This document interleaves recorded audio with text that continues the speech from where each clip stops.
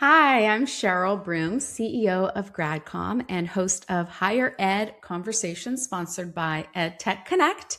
And I am here with this month's QuickTake. And this is a fun topic and something that I keep hearing as I'm talking to community colleges across the nation.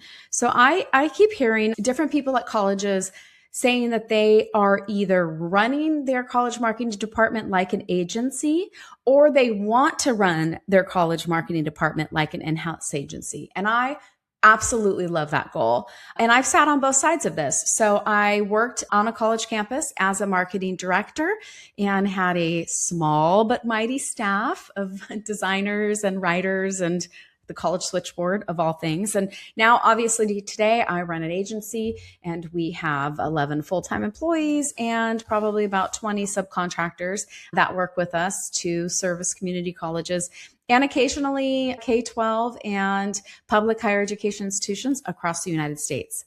And I can tell you when college communications teams truly start operating like an agency, really everything changes. You can become more strategic. You can become more respected on your campus. And honestly, I think you in many ways become more effective. But here's the thing. This isn't just for large teams. You don't need a team of 20 in your college marketing department to really run it like an in-house agency. You can do this even with a small team. And I can guarantee if you take the time and the effort to think through how you want this to look, it really can revolutionize how you're operating your college department. So today I want to help you. If this is you, if you've been thinking, gosh, I really want the college to see me like an in-house agency. I want to be used like an in-house agency. This is the episode for you. Or if you're a college that's already gone down this direction and consider your department like an in-house agency, but you want to get better, I have some tips for you as well. So I'm going to share 5 things that I think that you need to be doing and doing well if you want to run your college marketing department like a true in-house agency. Number 1, be seen as a strategist, not as a vendor. So the best agencies out there are not just production shops. They are strategic partners. And there's a difference. If your role on campus is make that flyer, build that email, post this on social, come take a picture, then you have positioned yourself as a vendor. And with AI tools becoming more accessible, this position is getting more and more fragile by the day because everybody can start making the things that you make. Everybody on campus can become that vendor. And what they can't do, what you have to remember that most people can't do is they cannot solve problems. So our best clients, the colleges that we love to work for the most, and actually I would say like 80 to 90% of our clients are those that don't come to us just asking for deliverables. They come to us asking questions. How do we grow enrollment?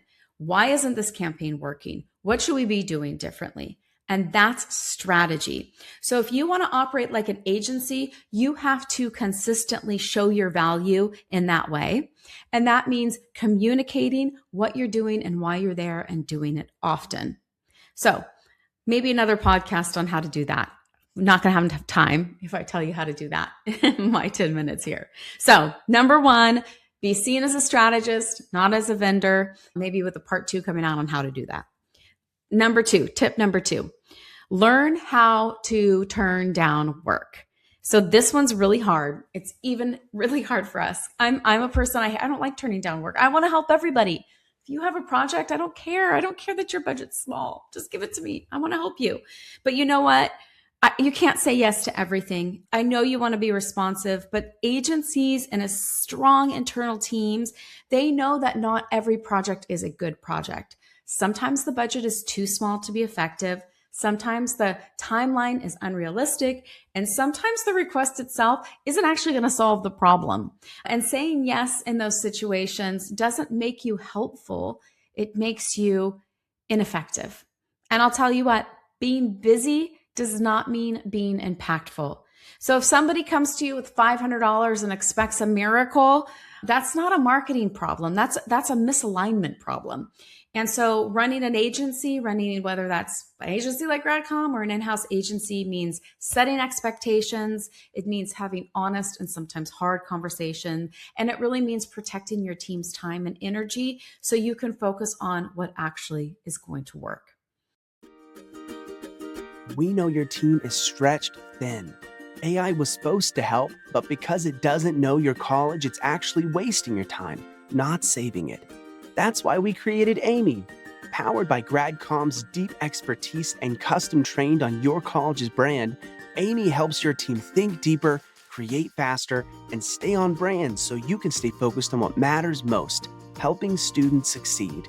Stop wasting time with AI that doesn't get you. Come meet Amy at gradcom.com/Amy. Okay, number 3, build in flex time because things will pop up. Here's something that we've learned the hard way. If your calendar is 100% full, you're already behind because something will happen. A leadership request, a crisis, an opportunity, a last-minute campaign. Here at GradCom, we intentionally keep 20% of our time open each week for what we call client emergencies. It doesn't even have to be an emergency, but that's just what we call it, because these things always show up. And if your team's maxed out, every new request feels like a disruption and people get mad and they get annoyed. So you got to build in space for your team. And that way that you can say like, hey, this is really important. We're going to take this on. And you know that you have the time to do that. And you can respond to the requester with calm, clarity, and speed. So running an agency doesn't mean being busy all the time. It means being ready.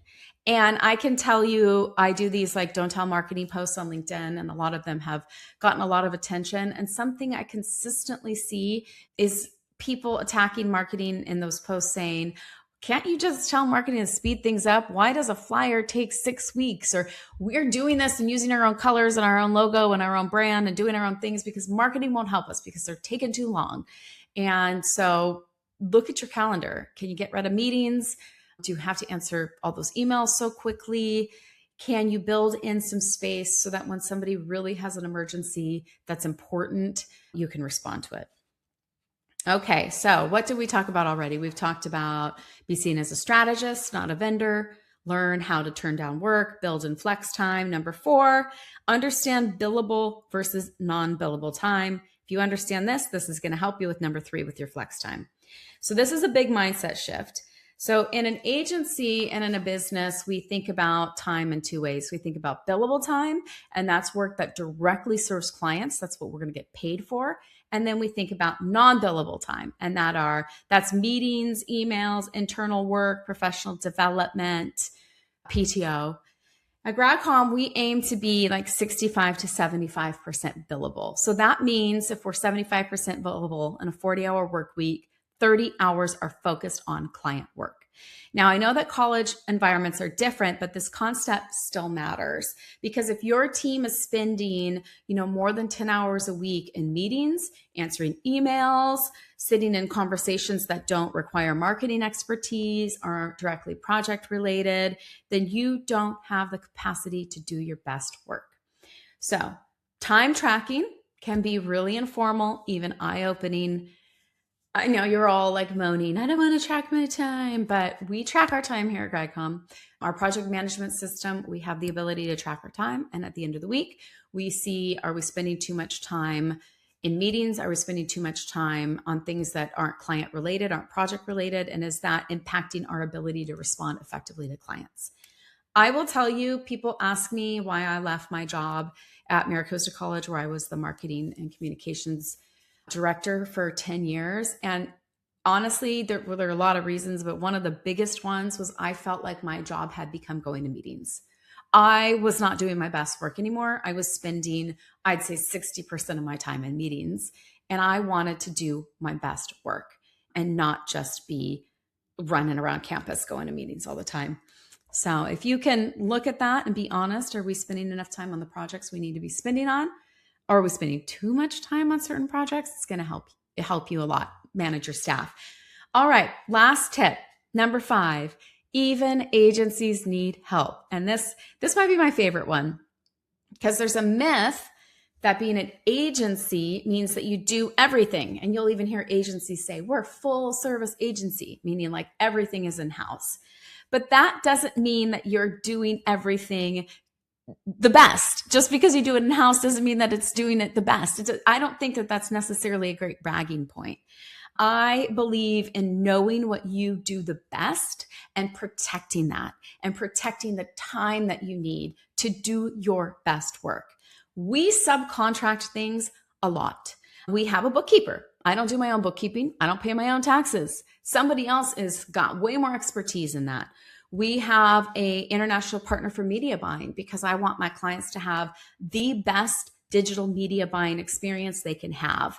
And that means that I partner up with a company that has experts in every single platform, that has partnerships with Google and Meta, that has access to new tools. Like we're one of the first higher ed agencies in the country that is allowing our clients search engine marketing to show up in AI search summaries. Pretty cool. And that's because I have a partner, not because I wanted to keep it all for myself, even if I would have made more money doing that. We bring in specialists like animators when needed because our designers and our creative and art directors don't have time to learn how to do animation. So we might come find a great animator to help us on our project. But anyway, that's just an example. So we know our strength. Our strength is strategy. Our strength is support. And we are going to lean into our strengths. And if we need assistance in other parts of our business, we go out and we get help. And I think, you should do that as well. And that's why GradCom is here, frankly, because you might hate media buying and we love it. And we're going to do that for you. Or you might really need help building a new custom AI tool to solve a problem for your college. And guess what? We do that. And you can save time and energy to do the things that you need to do on campus. So in closing, if you learn anything from this podcast, I want you to learn this.